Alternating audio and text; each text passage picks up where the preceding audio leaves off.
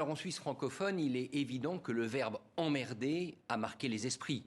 Qu'un président français utilise ce verbe à l'égard des non-vaccinés, qui ne sont pas une si infime minorité quand même, c'est à peu près 5 millions de personnes, ce n'est pas rien, ce n'est pas compris en Suisse parce qu'on estime qu'un président français devrait se mettre au-dessus de la mêlée et utiliser un autre vocabulaire.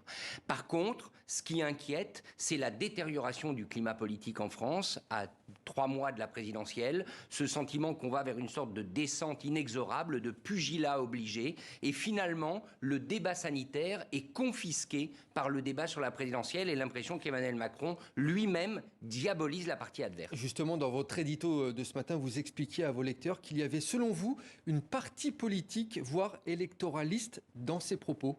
Alors moi, je suis convaincu que c'est stratégique. Alors certes, Emmanuel Macron nous a habitués dans le passé à des dérapages verbaux. Vous vous souvenez, aller trouver du travail de l'autre côté de la rue, etc.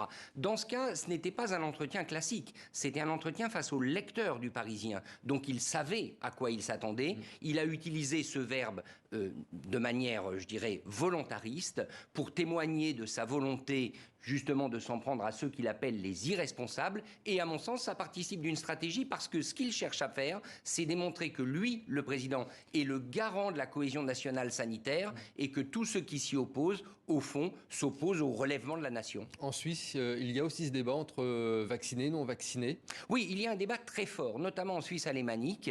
Il y a toute une partie de la population qui refuse de se faire vacciner avec des lobbies extrêmement forts. Ce qui est certain, c'est que l'utilisation d'un tel mot, d'un tel verbe par un responsable politique suisse ne serait pas pensable. C'est ce que j'allais vous demander. En Suisse, c'est pas pensable qu'un politique tienne ce genre de propos? Il y a deux choses qui ne sont pas pensables. D'abord, de dire qu'on va emmerder une partie de la population qui, encore une fois, n'est quand même pas si négligeable que ça.